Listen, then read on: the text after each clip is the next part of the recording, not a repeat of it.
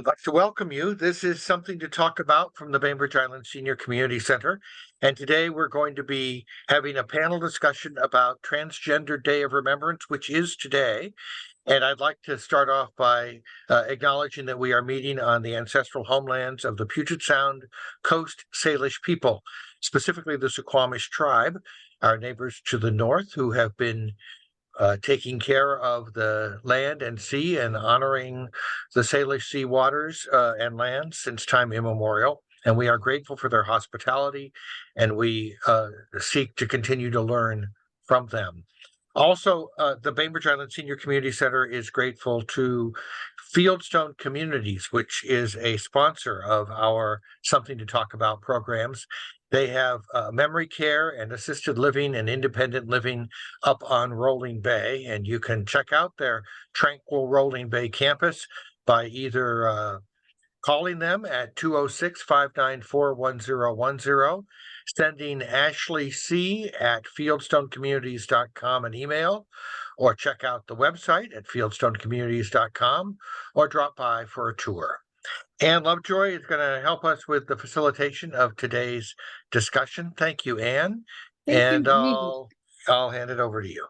Thank you very much. And thanks everybody for showing up, especially Eve, who put on a fantastic, incredibly moving, very, very beautiful program at BEMA last night to commemorate the loss of a number of young trans people. But I kind of wanted to kick this off with a little bit of a conversation about some early trans activists whose history is not as widely known as it might be, I think. And for me, the first people I really knew about as trans people were Marsha Johnson and Sylvia Rivera. And, those names were very, very important ones in the early days back in the 60s and 70s. They were, Marsha was one of the really prominent figures of the gay rights movement back in New York City, and a really important advocate for homeless LGBTQ youth, especially those affected with HIV and AIDS. And she was a huge advocate for gay and transgender rights.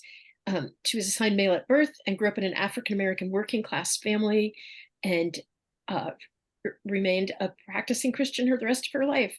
She loved to wear dresses and stuff, even as a child from very young, but got a lot of pressure, bullying, and had sexual assaults at school. So the minute she graduated from high school, she moved to New York City with one bag of clothes and $15. That is a 1-5. In New York, she was much more free to dress as she chose, and adopted the full name of Marsha P. Johnson, and the P stood for pay it no mind. That phrase became her kind of motto, and she described herself as a gay person, a transvestite, and a drag queen. Those were the terms of the day, right? And she used she, her pronouns. People didn't really talk about transgender much until after her death.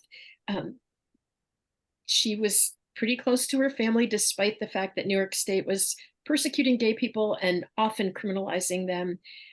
There were very few rights for the queer community, and they were limited and often completely ignored, basically. It was really hard to find work. So Marsha Johnson, like a lot of people, turned to sex work and had abusive situations with clients, was arrested many times by the police and never treated well. She didn't really have a permanent home, and she often was what we would call now couch cruising or whatever, like staying at people's homes or even restaurants and movie theaters. She she found herself as a drag queen. In an interview in 1992, she said, "I was nobody, no one from Nowheresville till I became a drag queen." And then she really started to shine. When she moved to New York, she was 17, and she met Sylvia Rivera, who was 11 years old at that time, a Puerto Rican transgender girl. They became super close friends. And Rivera later said, "Johnson was like a mother to me." And she encouraged Sylvia Rivera to love herself and her identity. I think that piece she echoed all the way down. Johnson's life changed a lot when she found herself engaging with the resistance at the Stonewall Inn, June 28th, 1969. Some of you remember that. The police raided the bar and began arresting all kinds of people, mostly gay men. But Johnson and Rivera arrived around 2 a.m. and they said the place was already on fire. There was a huge riot already started. Lots of different stories about what Johnson did or did not do during that raid, but clearly she was on the front lines. Like like a lot of other transgender women of their time, she felt like she had nothing to lose. So that after that, they both Johnson and Rivera led a series of protests, but that raid on Stonewall really galvanized the gay rights movement, as probably you all know. And the first gay pride parade took place in 1970, and a whole bunch of gay rights groups, the Gay Liberation Front, the Gay Activist Alliance, started to kind of bloom. And Johnson and the Rivera were involved heavily in both, especially getting frustrated by the exclusion of transgender and queer people of color from all those movements. And she spoke a lot about that and about the transphobia in the early gay rights movement from other queer people.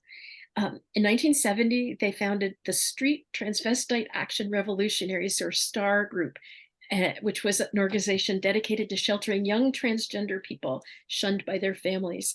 And they started up something called Star House, where transgender youth could stay and feel safe. That first Star House was in the back of an abandoned truck in Greenwich Village. And then they moved to an old building. They moved around a lot. But all through her life, she really did everything she could for really agitating for equal rights for transgender people, and especially transgender people of color, who were kind of the lowest of the low in the movements. And she would say, as long as gay people don't have their rights, there's no reason for celebration. One of the harshest things, of course, is that in July of 1992, her body was found in the Hudson River. The police said it was a suicide, but a lot of people questioned that. And at that time, 1992 was the worst year on record for anti-LGBTQ violence, according to the New York Anti-Violence Project. And the police did reclassify it as a drowning from an undetermined cause, but they went on and pushed on it. And it became pretty clear that it was murder. And here she was.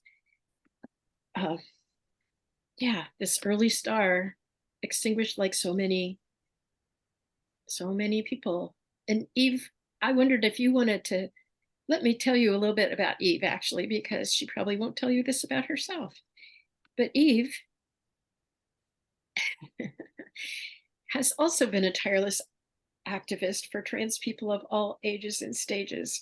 She's the co-founder of the Rainbow Crew Northwest resource site. She's a founding member of the Queer Elders family group of the Senior Center.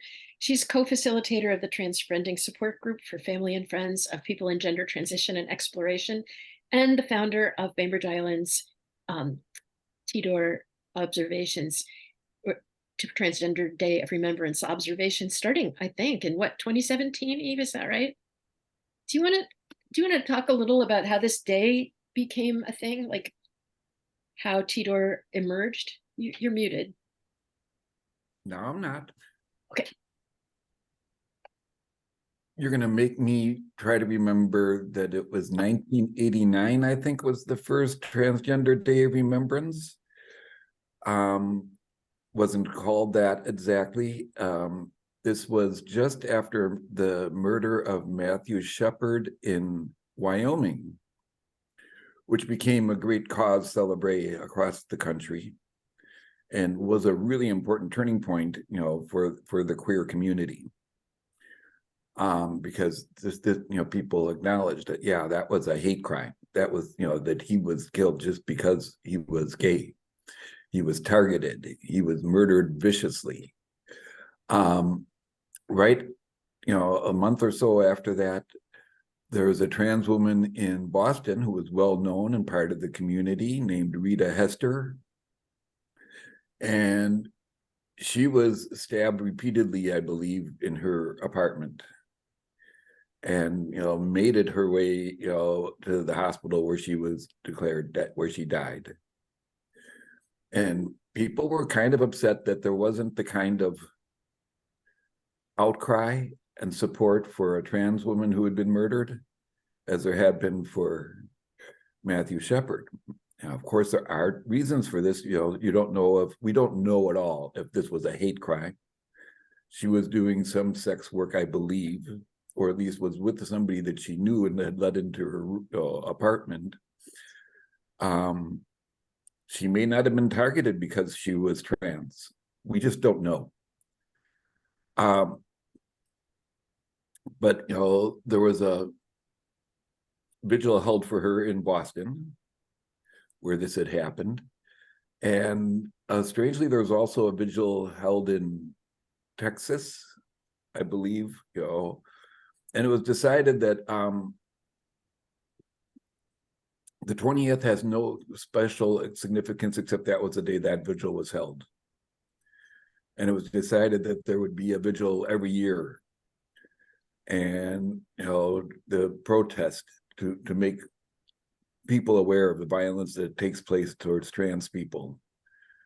And this has grown from there, because people took this very seriously and started bringing in names from people around the world, from trans people around the world who had been murdered.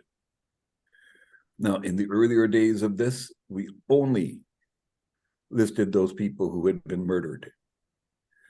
We weren't sure about suicides, so that wasn't included. The readings of the names often would take place on the streets. It was years before people were able to get inside some sort of public building or a church to read the names. There was a lot of anger in the reading of the names, but the movement kept growing, and the list kept growing, but not necessarily because there were more trans murders of trans people, but because more and more places were reporting these murders. So in a really weird sense, if this is about trying to make people aware of what trans people face on the streets, in a sense, when the list grows, it's a victory, because it is doing what it's supposed to do. There are whole cultures and countries that do not still list anyone. We know that there's an incredible amount of violence against trans people in Russia and in associated countries. Chechnya, we don't know. We have no details on that. It's just where it is that people feel that they can say. It gets a little bit better with the internet, because you can report these without really raising too much government suspicion, because they don't know anything about TDOR. It's not something they get flagged. But when we first did it in 2016, which is the year that I officially came out, I went to 2 events for TDOR. One was the Kitsap group, trans group. One was up in Port Townsend. And at the Kitsap group, we had a wonderful ceremony in the park at Evergreen Park, just below Olympic College, down by the water. But we had made sure that only trans people and their immediate supporters were there, their family, their friends. And 3 of us read the names, the whole list, to everybody, the other 12 who were there, 10 other 10 who were there. And I had a real sense that all that did was make people really angry, really upset. This was a lot to take in. Having those names read, you just would get angry. You'd feel like you've got to do something, but you didn't know what. When I went up to Port Townsend for their event, it was inside. It was at the UU church up there, at Quimper Church up there. It was run by the trans community, and instead of having the names read to people, they handed out cards with each with a name on it. to people, and then, invited them up to read the name that they had. And I was sitting on the dais, the chancel, whatever you call the raised part of a church, and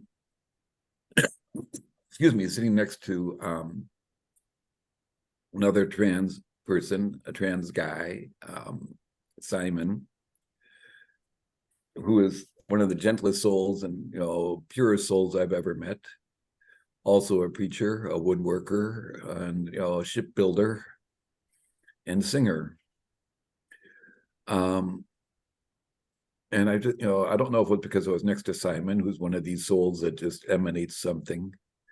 But when people were reading names, I just, I looked at Simon and I said, I feel like we're welcoming the spirits of these people who didn't have welcome. And Simon just nodded and say, yeah, I feel like we're saying, like, come on, Miranda, come here, sit with us for a little bit. We're glad to have you with us. That made a huge impact on me because I wanted to bring that back down into Kitsap County, where we have people read, take a name and read it, and have that name, in a sense, become theirs to hold on to. For a long time, people would take the cards, and I'd hear that they'd put them up on their bulletin boards or left them in a place on their desk. That was really important to me. And like I said, when we first started out 7 years ago, we didn't read the name of suicides, or people who died of suicide.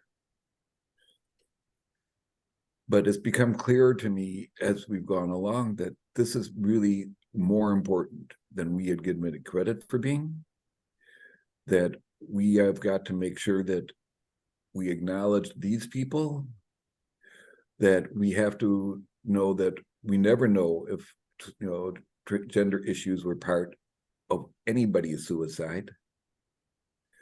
Certainly wouldn't, if I had committed suicide, the closest I came, one of my last thoughts was, on my tombstone would be the words, no one ever knew. That would be my epitaph.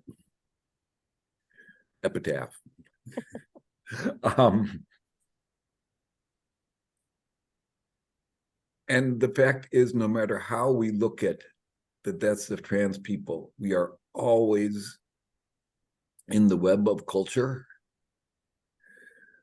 That when we were reading the names of trans people of color who were sex workers and getting murdered and making that a strong point, we were not, there's no way to separate out.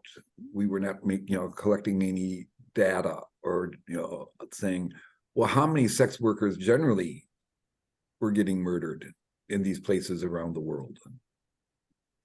You can't always, it's just like with Rita Esther, you don't know if being trans was the immediate cause.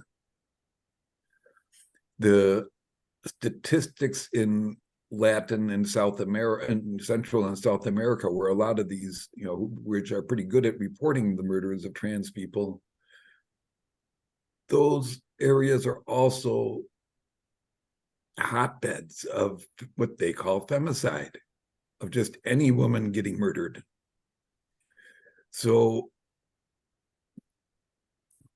to a degree, you can say, well, murdering a trans person is a way of getting away with murdering a woman without, getting the kind of condemnation that might come from it. But the fact is, there's so much femicide goes on in the world. Mm-hmm. Last year, there were over 100 women murdered in France alone, of femicides, mostly from people they knew, mostly from family. So I'm really careful about saying, yes, we are often talking about people of color. Yes, we are often talking about sex workers. And yes, we don't really know how many trans people have committed suicide. But, so that my view is that we are the visible part of this whole misery around the world, of attacking women, of attacking people of color, of whatever, we are the ones that, you know, are separated out. And you can see us. So we, to my mind, just stand in for all those others. When I hear of a trans suicide, I always tell myself, that's the one you know about. There are many more you don't.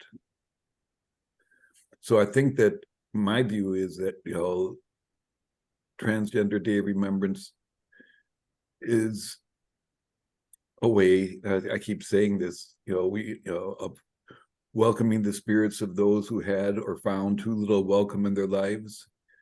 And trans or not, we all know people like that.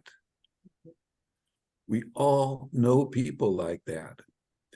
And for me, that means that we are just the visible part of a feeling that we all need to have as we go into the Thanksgiving weekend. Eve, I wanted to ask you, yesterday, some of you were present at the BEMA presentation, and it was different to what it had been in other years, in that you were very carefully choosing to kind of put the loving attention on youth, and many of whom had committed suicide. And we chose, what did you choose? 31 names? Is that right? I had 31 names, yeah. Yeah. And so sometimes those names came up over and over. And when there was an image, there was a slide with that person. They didn't, sometimes they connected and sometimes they didn't. But it made, I felt like there was a shift in the way the participants were receiving that, because it became personal in a really different way. And I felt like what you said, that there was this really strong feeling of welcome, that welcome spirit of, yes, come and sit with us, that, you know, being held, it felt really different to me. And I wondered if anyone else who was here had that kind of feeling. Or Mike, do you want to say something about that?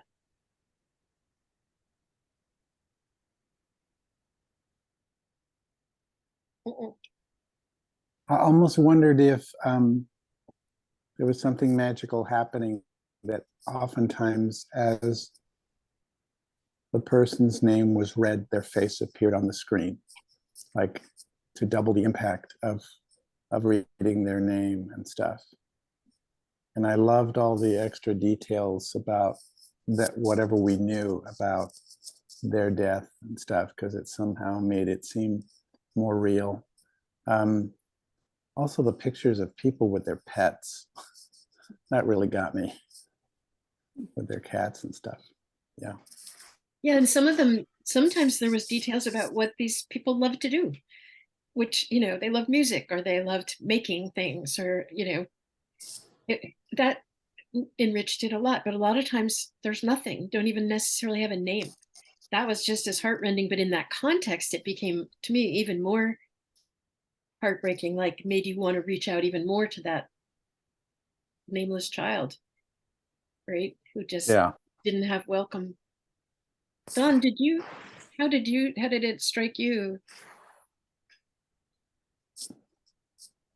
Me? I thought it was beautifully done. I was very moved by the whole day. So thank you, Eve, for putting that together. Yeah, it was pretty amazing.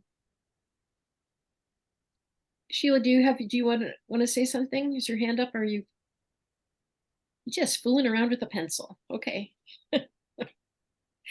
I was curious about how you came up with that idea of kind of shifting the focus and making it a little like a smaller circle, and the repetition. That was something different. And did you just kind of make that up, or had you seen something like that? Or it seemed to me what needed to be done. If that's making it up, then I made it up. But it felt right as soon as, you know, when I was trying to think of how to do the program this year, there had been so much attention, as I said in the program, from libraries to schools to elections to legislatures across the country, so much a focus on trans kids that I wanted to make sure that we focused mostly on trans youth, especially those who had committed suicide. There's a couple of those 31 who had died of violence or may have died of violence, murder.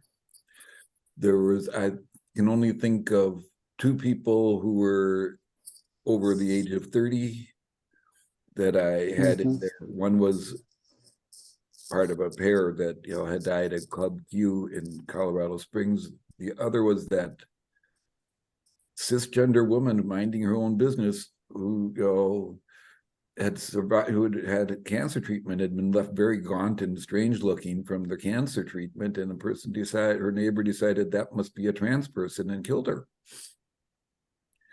There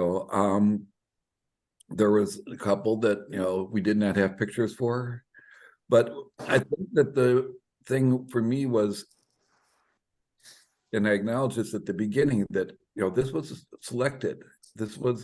And that most of the people that commit suicide, trans people who are listed as suicide, who are young, come from Europe, the United States, Canada, North America. There's a couple in Mexico, and Australia, and New Zealand, and that these are places where that's people are willing to say that that's what happened, and that's really important. You started off with a local person. Yeah, Mars Kaufman. With Mars Kaufman, who actually was a close family friend. And my grandson, who's now 10, when Mars died, made these little medallions with his mom is a silver worker too. And they made these little medallions, and he's been wearing it around his neck for Mars ever since. And just seeing that picture, I thought,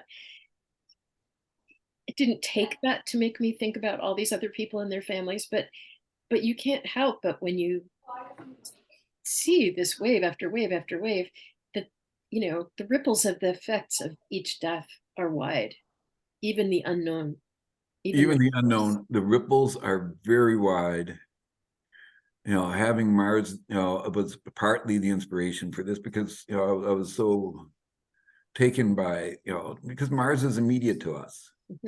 More so to you, but it's immediate to me because, oh my gosh, I'm used to reading names about someplace in Argentina, somebody, and to a degree, the names are chosen to say, look, these are people not unlike anybody else you are in this room with, or that in your family, that you have friends who've got kids. And that many times of these kids, they were supported by their friends and family. Some were just bullied beyond belief at school. Some were lost in bureaucratic, indifference. But there were a lot of those kids who had a lot of support, and still it was really difficult for them. And so I wanted to feature that, and it seemed to me that at first I thought I would just take 12 names and read them 4 times, have them read 4 times. And then I went back through the list again and found other names, and I said, oh no, just read them twice, once for themselves, once for the others we don't know about. And to realize that I couldn't come up with a real good reason, because Lynn kept asking me, why 4 times? Why 4 times? And Lynn is wonderful, because she asks me these questions and I get really frustrated with her, but they're all good questions, and then I've got to figure it out. And 2 times made sense to me. We are doing both sorrow and hope. We're doing the difference we hope for between yesterday and tomorrow. That it fits in with the Twilight poem that we are between 2 things. We are the people in between. All that. And I think that really works. And I think that it really works to concentrate on those people, those kids who are actually closest to us. Well, on And that note, I would like to just say that one thing you can do if you have a heart for this work is show up at Bainbridge Island School District meetings, board meetings, because in the Bainbridge schools, trans kids are still being bullied, despite the best efforts of the districts. You can make all the proclamations and suggestions for behaviors that you want to, but when it comes down to it, it's kids in the hall and it's a teacher who may or may not respond, or some, I just feel they are really vulnerable. And one of the things that's starting to happen is that our school district has been targeted by the, what do they call themselves? Moms for Liberty or something, right? And that's a hate group. And one of the things they hate is transgender kids. And so there's been almost an encouragement of bullying by these very disturbed people who are trying to disrupt the work of the school board to make it more difficult for them to do their work. But some of us have showed up at various ones. You don't have to go, you can do it online. You can make comments online as well.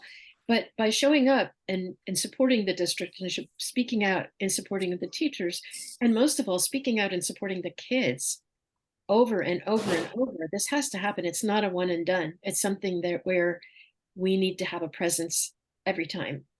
And the kids need to know people are showing up for them every time. Another place that you can show up if you're interested is what's called MAC, the Multicultural Advisory Committee. With their monthly meetings are open and you can sit in on those. And they are also really actively trying to figure out how to support the kids in the classrooms, not just in the classrooms, but in the halls and, in the recess and in the lunchrooms and in the bathrooms and the places where they're vulnerable. That piece of work is also still ongoing. Many of you probably know Chastity Malatesta, who is co-chair of that committee right now. And she's a tireless advocate for the kids and has a lot of great ideas. In fact, I'm thinking I'm going to ask her if she would come and talk to us about not just bystander training, but upstander training. Like, she did a really good bystander training for us a couple years ago, but upstanders go a little further, I think, and that's something she wants to talk to us about. And I think as elders, as seniors, part of our job is to be the grandparents for the whole community, right? The elders for all the kids, whether you have a kid in the system or not, it doesn't matter. They're all our kids, really.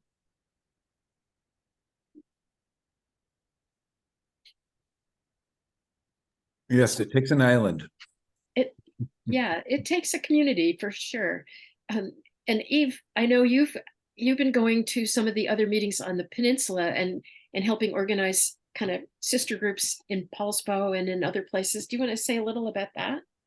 Yeah, there is now, this last summer was the first summer that Poulsbo Pride existed to the extent that it had a festival in September.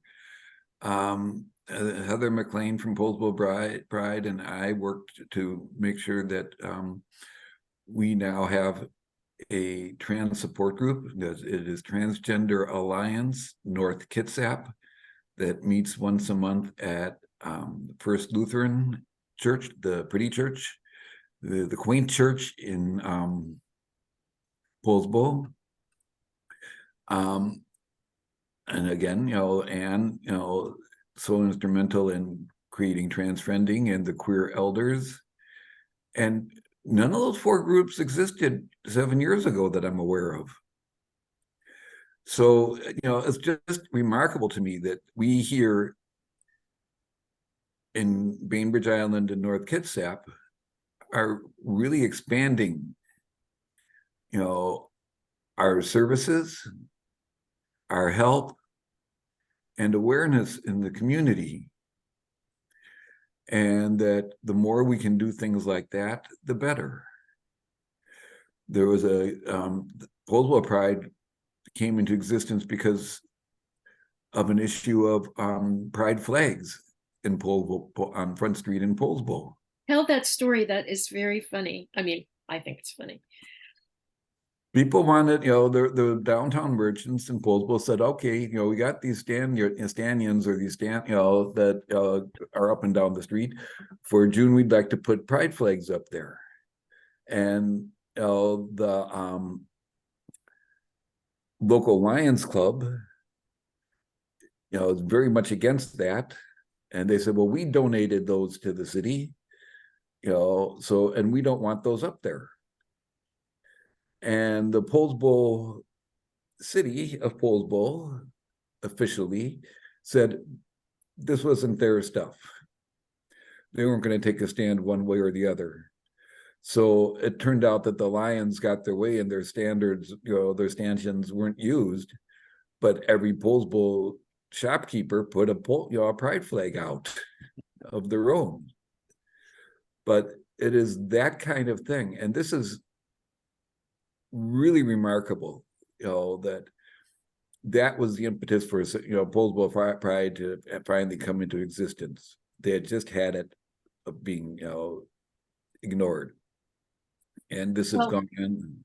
There's this whole piece about some of the Lions, I guess, saying they're not going to use our holes, which of course brought down the house, and everybody thought it was hilarious. And then when they put the flags out, the pride flags out, the first batch or two got stolen, but they kept coming. So people would bring more and more and more flags. And so a shop that had one flag stolen would put up two the next day. And if two flags were stolen, it would put up 3 or 4. So it was really quite an interesting thing. And that because the city of Poulsbo declined to take a stand on it, it really made the shopkeepers step up, which I thought was beautiful. And in a similar movement here on the island, one of the teachers at Halil's, formerly Wilkes, had a pride flag in the room, and some parents didn't like that and felt it was inappropriate and chastised the teacher in front of the board. And then the board said they would put up a pride flag for a day. And then a whole lot of us went to talk to the board, and the board decided that they would put the pride flag up for the whole month of June at all the schools. And the city also put up the pride flag and gave us one at the senior center too. So sometimes just showing up and making yourself heard can really make a little difference. And I don't say that's a huge difference, but I do feel like, showing the flag says something about our commitment to each other.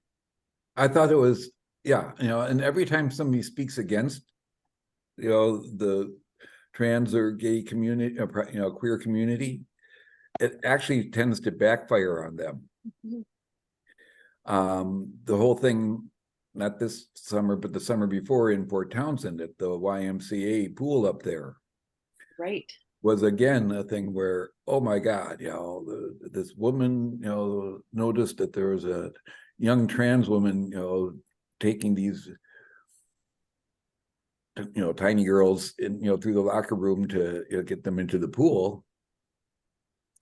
And this older woman had a fit. And the wise response is basically to tell this woman to just get used to it. This is our policy. This has always been our policy. By the way, the YMCA is the wokest place you will ever find. Just bear that in mind always. They're the only ones who can get away with just saying, well, excuse me, we've always let gay people in. We've always had trans people. It's just. Why do you think there's that song, YMCA? It's a gay anthem, damn it. that the right has been using without irony. But So Eve, I have a question. Go ahead. Can I ask? Yeah. I was really impressed with the number of clergy that showed up for last night's thing at the Museum of Art. And I just wanted to ask you, do you get in contact with every clergy member on the island or in the area to solicit the people to show up for that? Okay, let's go back 7 years, okay? When I was first putting on, when we were first putting on the Transgender Day Remembrance event at the museum. And I had already known there, and I won't go into the whole story, that that there would be support from the clergy. And I already knew that there existed something called the Bainbridge Island North Kitsap Interfaith Council. So I just showed up there. Jill and I just showed up there and went to one of their meetings and wanted them to know about this if they wanted to join in. And my feeling after they were, they did show up, but my feeling after that first meeting I went to it was that, it's really wrong to go and ask for something from someplace you only go to when you ask for something. If the only time they ever see me, I'm asking for something, is wrong. It just didn't feel right. So since that time, in the September, October of 2017, I've been a member of the Interfaith Council. I've been attending all their meetings, so it's not like it's difficult for me to reach out. We've had, we ended up putting together, because of that, I was able to help put together the first Pride service during June at the Suquamish Church of Christ. I've had, religious leaders last year on, doing a panel. This year I decided that I don't like panels, and so, this year I wanted to give them a chance to speak just a couple of minutes, and that was, the 3 minute limit was 4 minute limit was one they imposed on themselves. We did that thing during, the Pride Fest this last July, where we had a number of those same preachers getting up and saying that, their churches support the queer and trans community. And that was something that isn't done mostly at any Pride event. And I felt that was really important because it acknowledges that we've got a lot of people in our community, both trans and queer, who are spiritual, who are religious. And we never acknowledge, we tend not to acknowledge that, much at all. Two, it gives our chance for our allies, and these are all anxious to be good ally people, and these clergy gives them a chance to move from just being merely allies to being actual participants. And so it wasn't difficult to find them and ask them at all.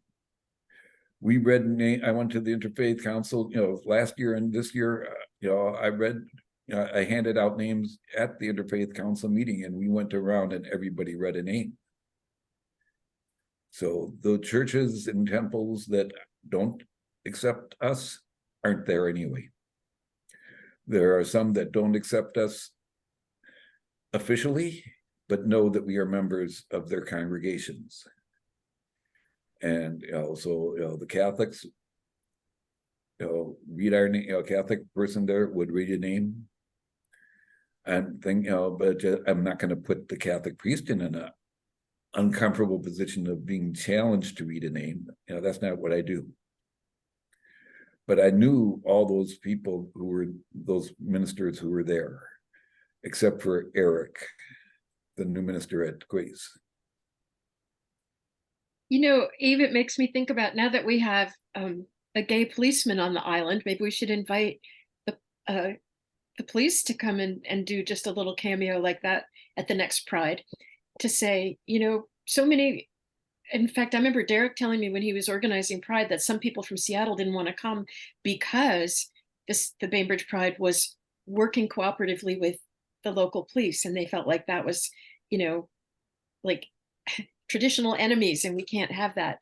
And I think, for community building, maybe part of what we need to do is spread those nets a little wider and say, look who else could be a surprise ally for you. Yeah, Seattle's its own place. Okay, and Seattle organizations tend to be purer than pure.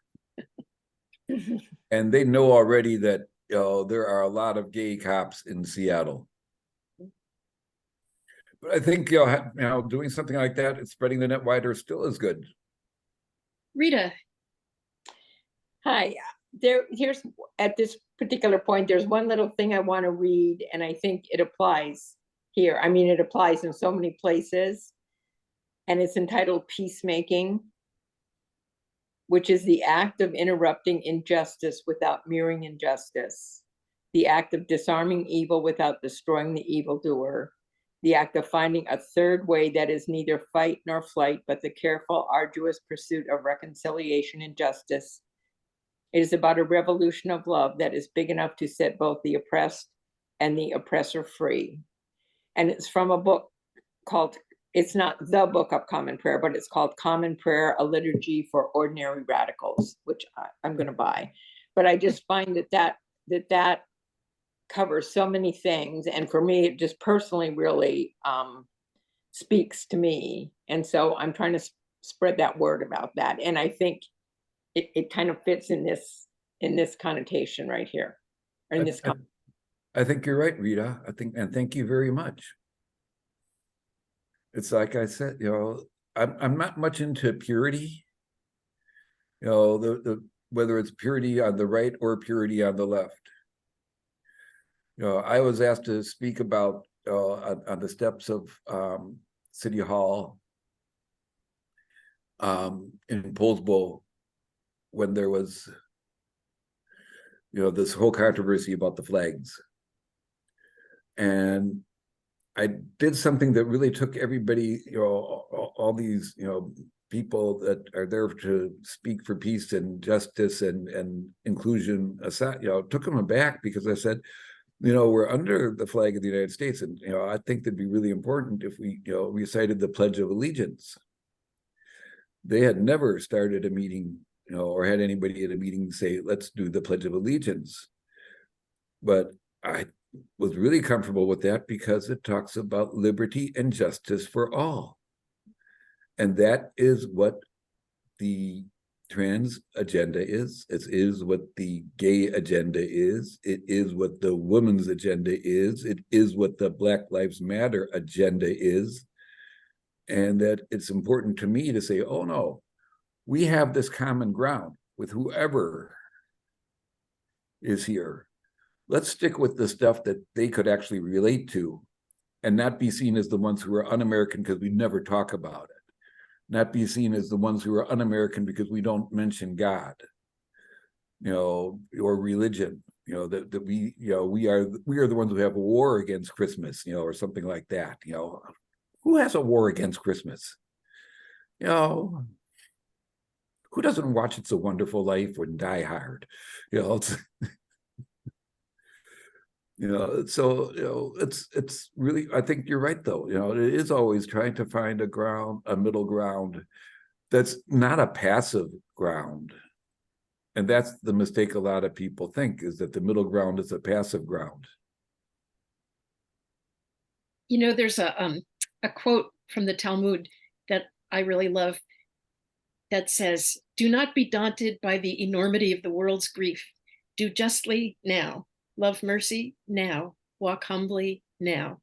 You are not obligated to complete the work, but neither are you free to abandon it." Which is, yesterday, right? Yesterday I was saying, I don't remember a time the world wasn't in a mess. Right? I mean, that's thousands of years old. Yeah.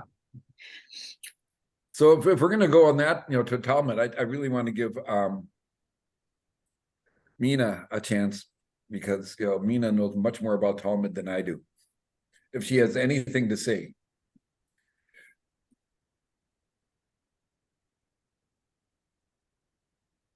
You're muted. Okay, what to say about Talmud and being trans? First, in the Talmud, there's two different conversations about gender. So depending on which conversation, because remember, 2 Jews, 3 opinions, there's either 6 or 8 different genders. And, this is ancient Jewish thought. There's also that the Talmud acknowledges that souls and bodies are different, and that a female soul can incarnate in a male body. So there's a recognition of transgender people. There's also I love this Jewish idea that God left creation unfinished on purpose. The example that's given most often is she created grapes and wheat, and we created bread and wine from that. And she left creation unfinished so that we might complete it ourselves. And I find this teaching to be transpositive because it says that I wasn't born wrong. It says that that God left me with the opportunity to complete the creation of myself. Thank you so much. I love the two of you. Love you I think too. that's beautiful. And your fancy room with the jacuzzi in the background and No jacuzzi, unfortunately. Too bad. You know, I did want to say a little bit about, or maybe you want to, about Marsha Botzer, because we do have kind of another trans hero, right, in Seattle, who's been really instrumental.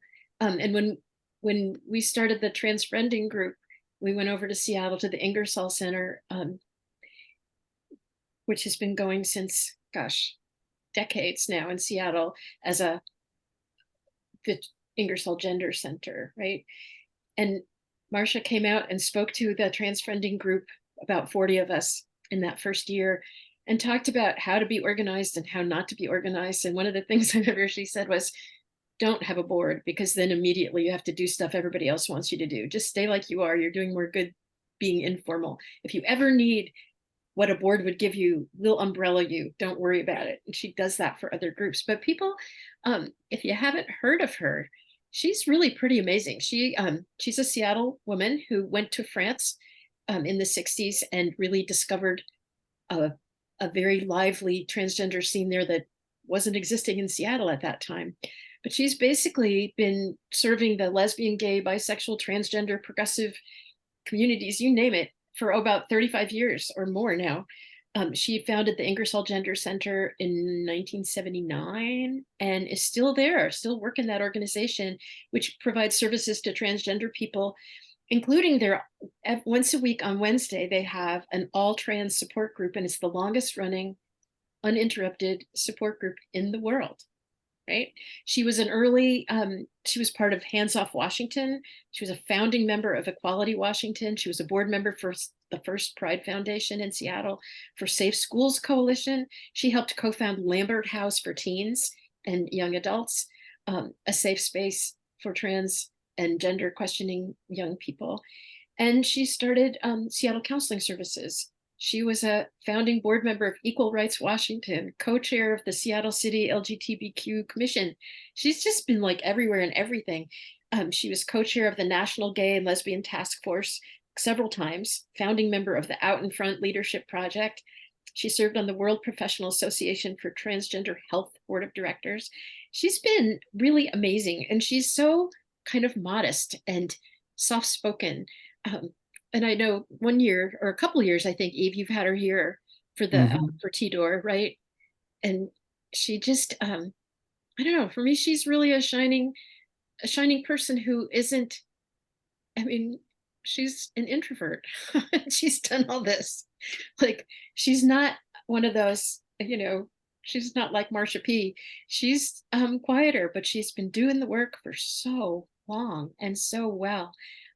That I just always kind of want to call her out and say she's kind of one of the founding moms of so many queer support groups in Seattle. She is been involved with everything in the queer and trans community in Seattle, and I mean everything. Anything that happened after, actually since 1970, she has been involved in it. She had gone to, as you said, to France in in 1968. She always makes a joke that she went to, Paris for the Revolution of '68. But she was down in Italy. That friends of hers, said, that she had some friends down there, and they told her that these other people were coming in. One of them was this trans woman, and Marsha said, "What?" because Marcia was not out at that time, barely out to herself, you know, and that was the first time that she knew that there was anyone else even remotely like her. And that was the hugest event. I think it was in Rome, but I'm not quite certain. I don't want to say that for sure, but it was in Italy, and that was Marcia's moment. And, you know, of course, that woman was not described as, you know, transgender. That woman was, you know, described as, well, she used to be a guy, or, you know, as transsexual. When I first started going to Ingersoll in the 90s, there was still, on Wednesday night, it was for transsexuals, and Thursday night was for transvestites and other, you know, people who are still trying to figure themselves out. The word transgender didn't exist, but, you know, but once it came out, Marcia adjusted immediately, and everything moved to just one night, put those people together, said that's one community, not two communities. She is incredible. She now lives with her partner in Quilcene, last I heard. And, you know, as an introvert, we don't know about that. Yeah, she is we're kind of absolutely getting amazing. to go ahead. And she said that, you know, she told me once, you know, the way to make any progress is, you know, whenever you're asked to be on a board, become the secretary, because then you know who everybody is.